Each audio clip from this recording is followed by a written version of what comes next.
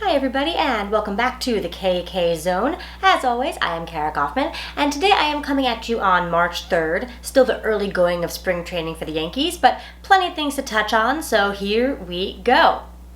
In the interest of getting the worst news out of the way first, I'm going to begin with my Whiteboard of Doom segment. Well guys, this was nice while it lasted, wasn't it? Alas.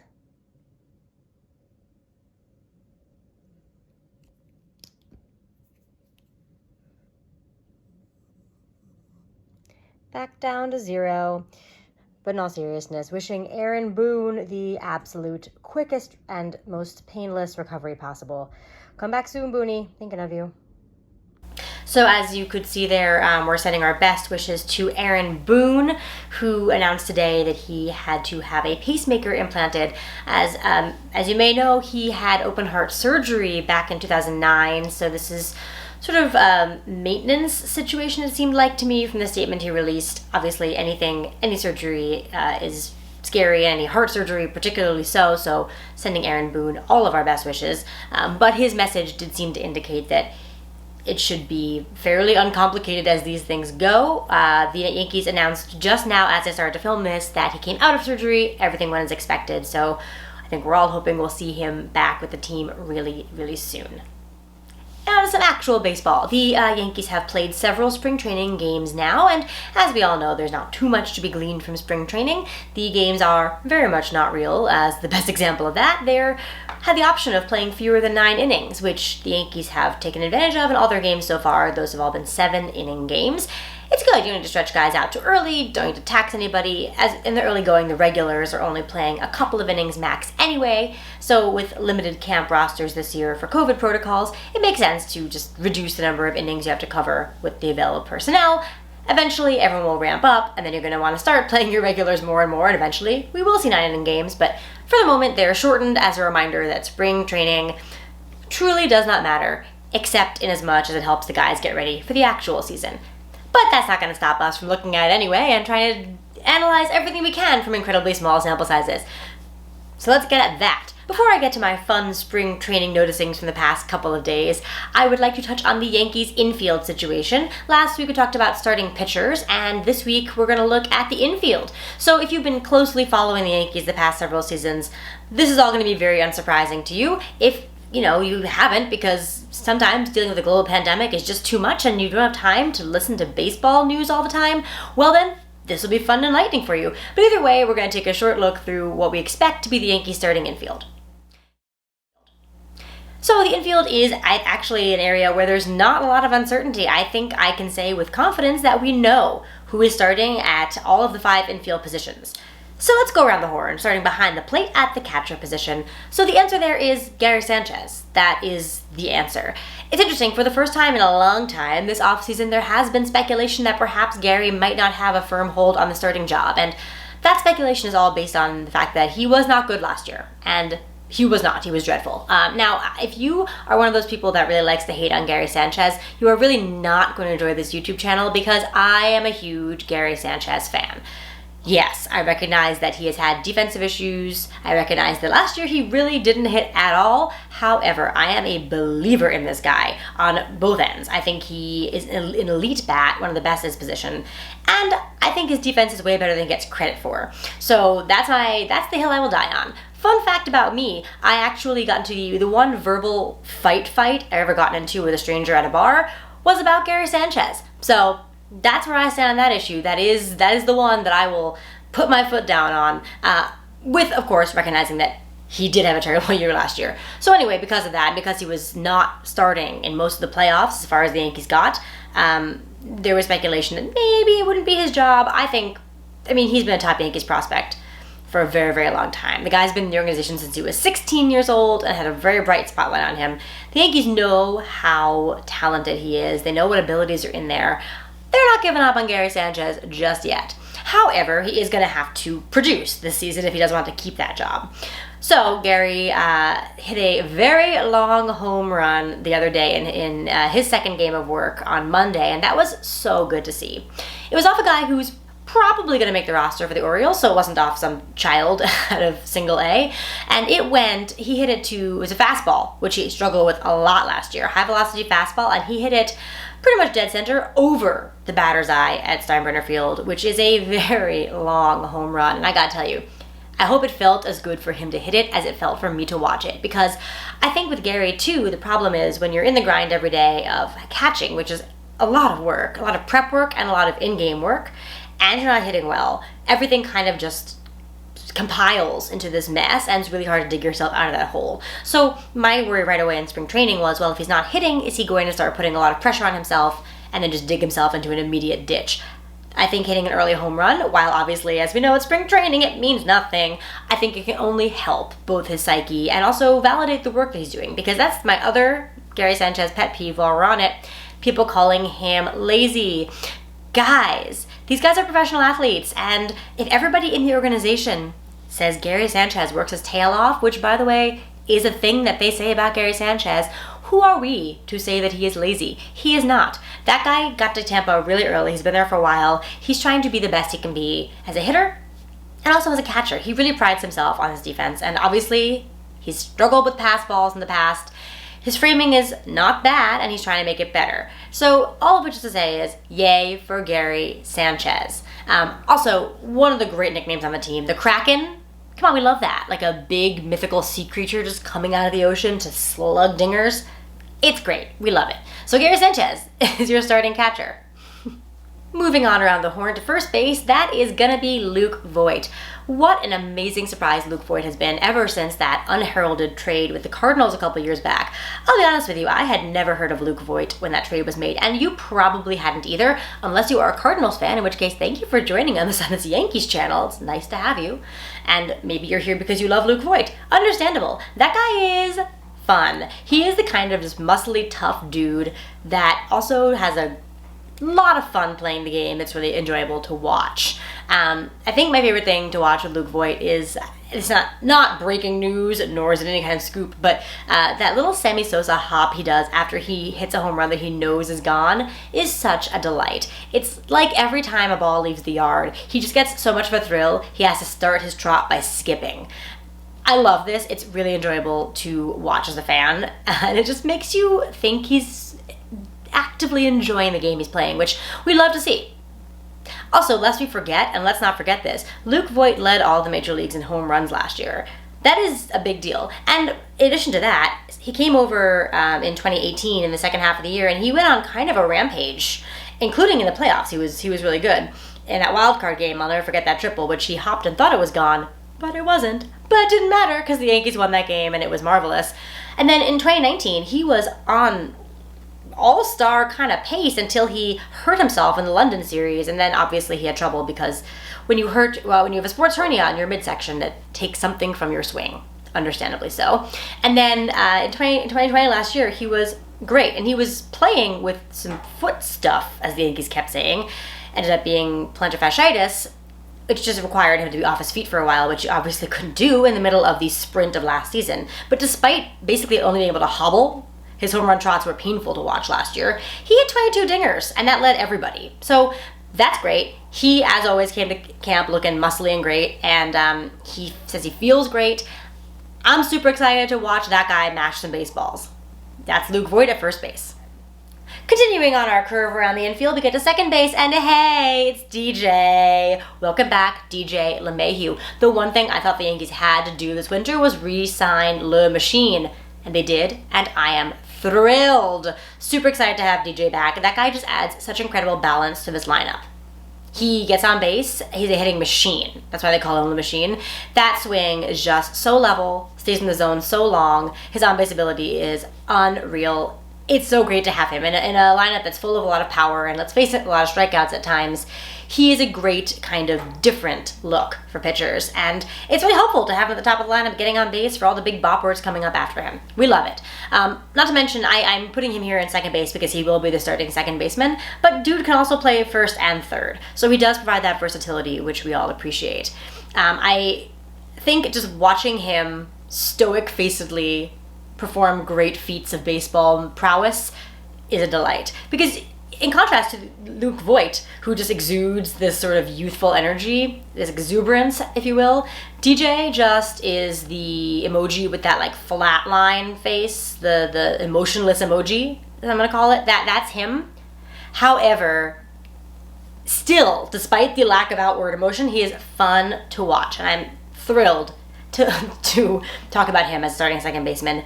It kind of reminds me too of that line from Cabaret when the MC during Willkommen, the song, he is introducing all the Kit Kat boys and girls, and do you know what's funny about Herman? He says, there is nothing funny about Herman. Similarly, there's really nothing funny about DJ LeMahieu, but he doesn't have to be funny if he's good, and he is good. So Luke Voigt led the world in home runs last year, and LeMahieu led the world in batting average last year. I can't even think of the last time a Yankee led the league or MLB as he did in batting average. So had to bring that guy back, brought him back. Welcome back. We're thrilled to have you, DJ, back in second base where you belong.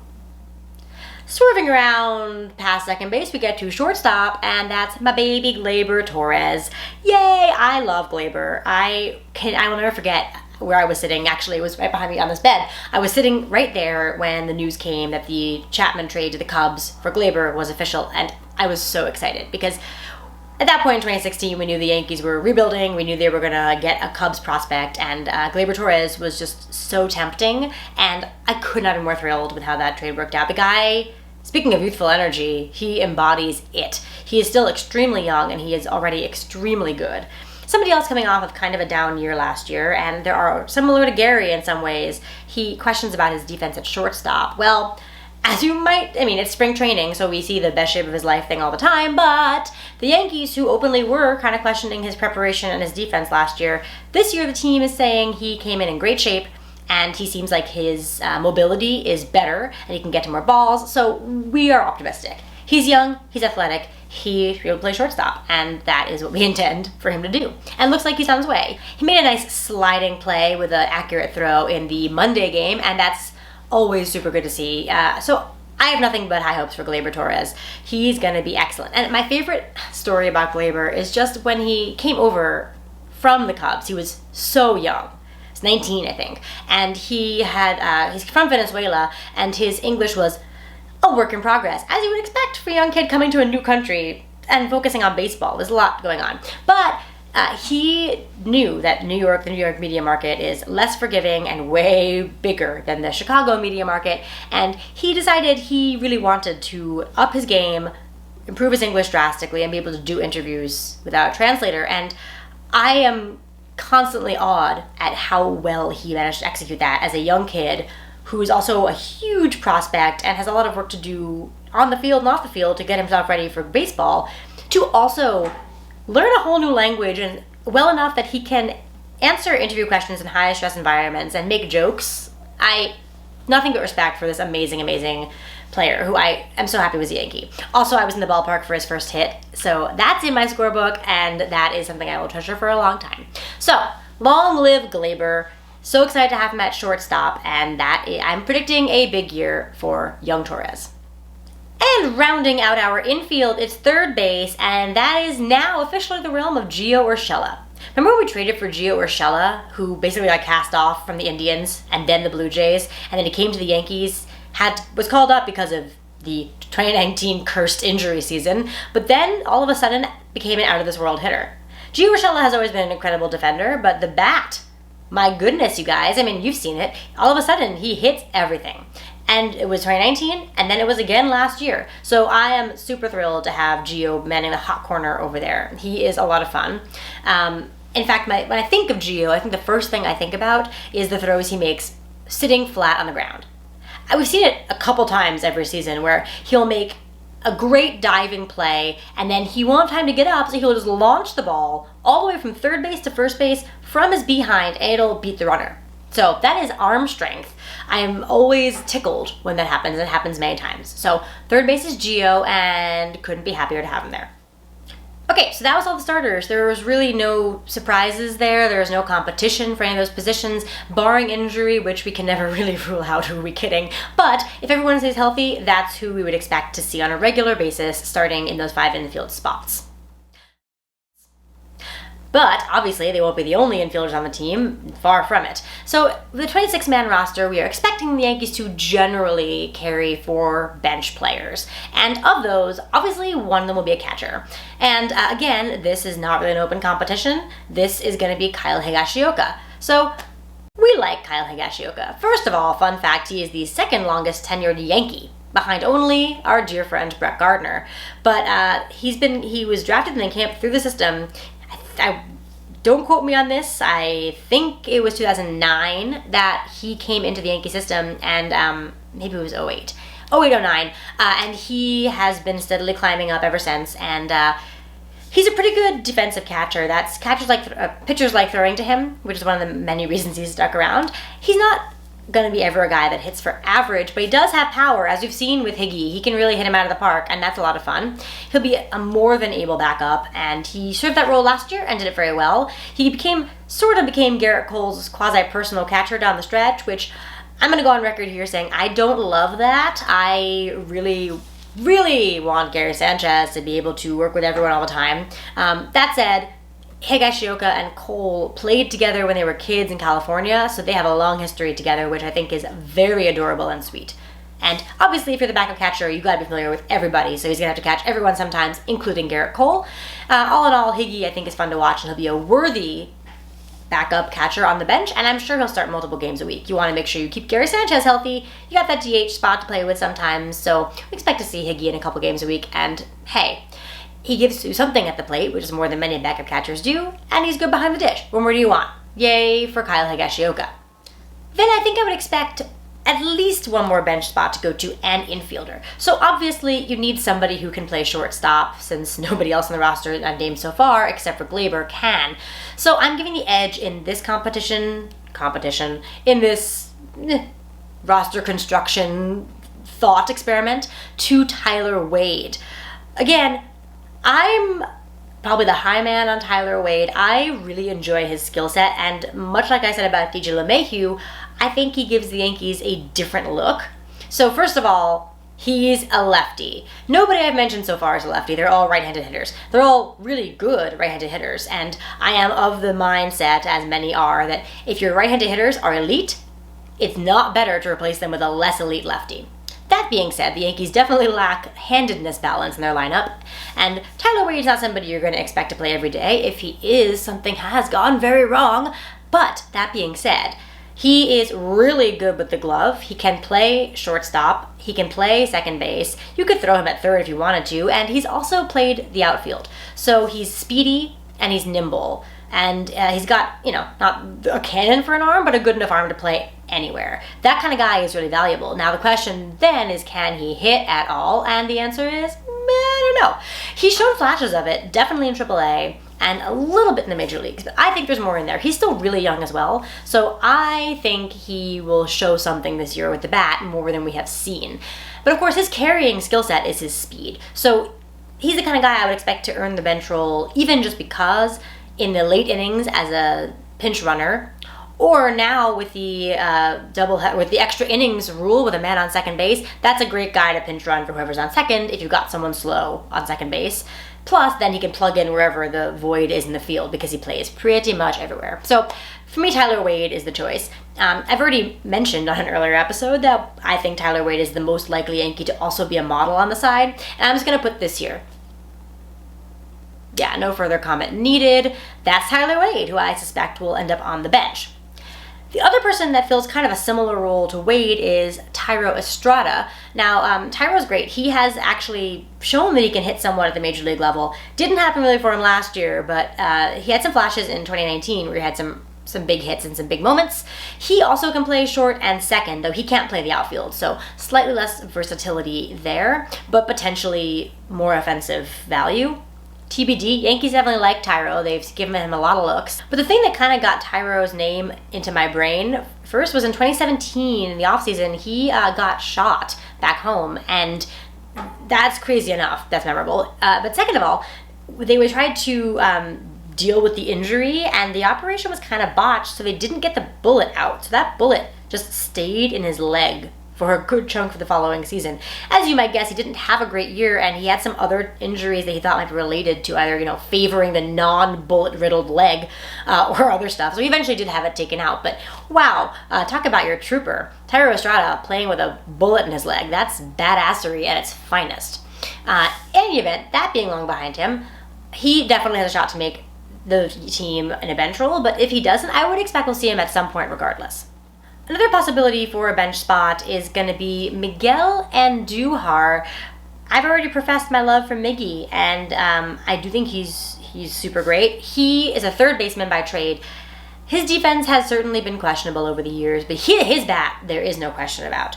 The guy, everything he touched was a double in his incredible 2018 season, and then he got hurt. And got kind of Wally-pipped, as it were, by Gio Urshela, who's been great. But to me, Miguel Andujar has a lot to give, and I want to see him somewhere. It's kind of a tough roster fit because, he doesn't play shortstop.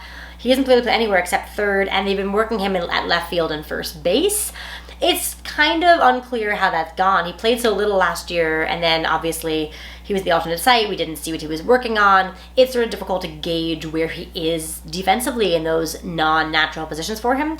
I'm hoping we'll see in spring training that he's made some progress, because if he can play a couple different positions besides third, then that becomes a really useful bat that you find a way to fit in your lineup. Miggy has a great helicopter swing. Now, earlier in spring training, we were watching him hit and he wasn't doing it, so I'm not sure if it's a thing in the past, but the most fun thing about him to me is when he after he swings and makes contact, it goes over his head like a helicopter, and that's pretty unusual and really delightful to watch. So I'm rooting for Miguel Andujar. I think there's a possibility he'll end up in one of those bench spots, and I'm hoping if we don't see him to start the year, we'll see him at some point, and that'll be exciting for all of us. Love that Miggy. Okay, the last guy on my roster of people who might fill some of those last bench spots is Mike Ford. Mike Ford, I just want to hug him. He just seems so sweet.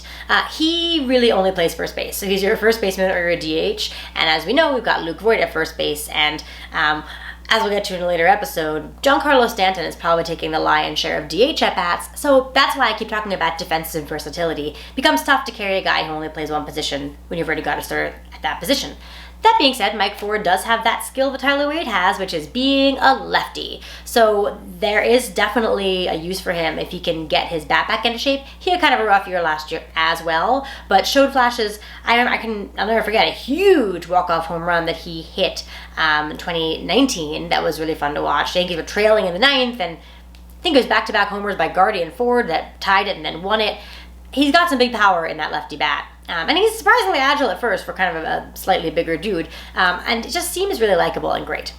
My two fun facts about Mike Ford. First of all, Princeton product Mike Ford, and gotta love that. I love a guy with an Ivy League pedigree. I appreciate that, and seems like a thoughtful guy, obviously, in addition to being a good baseball player. And second of all, he has the dog I've always wanted. I'm saying it here. I've always coveted a golden retriever, and I wanted one my entire life. Couldn't have one for many years because my dad was allergic. Can't have one now because my schedule is unpredictable. But though this puppy, I think, speaks for itself. How cute is this puppy? I'll wait while you look at this picture of a puppy. Isn't that what we all want?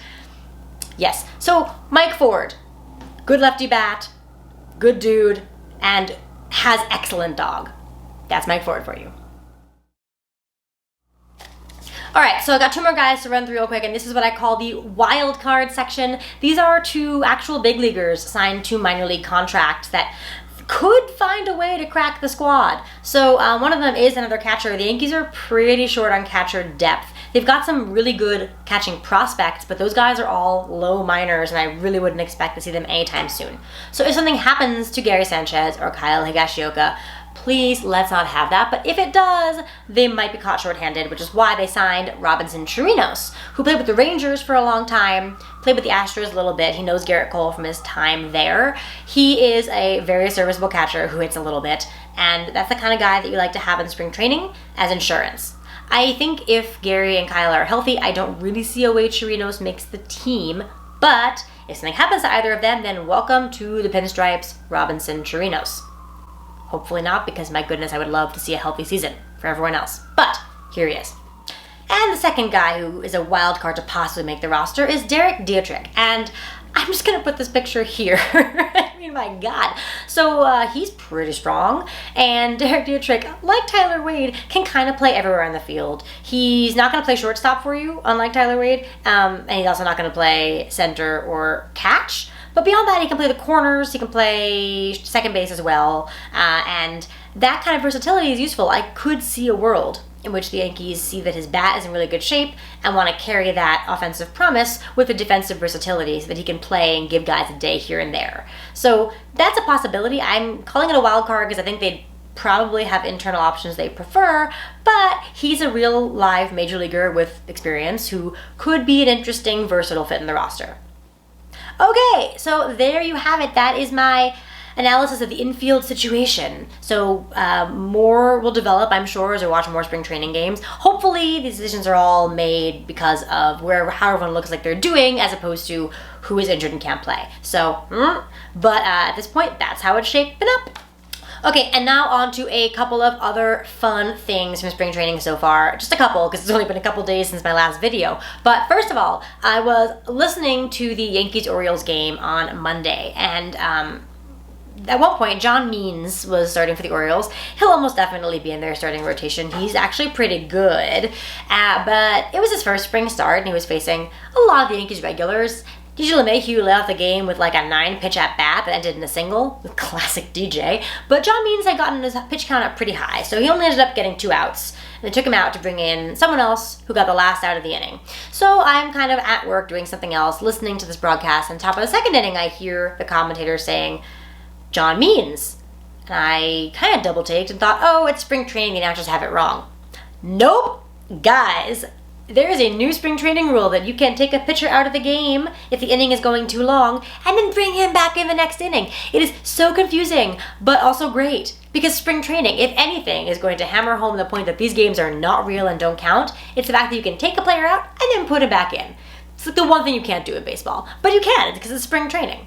And honestly, it's a good rule because at this point with the shortened season last year and everyone worrying about ramping up workload, sometimes you want to let your starting pitcher for that day pitch 2 innings so he can sit down and get up again and start to reacclimate his body to that routine, but you maybe don't want him throwing 35 pitches in the first inning and possibly blowing out his arm.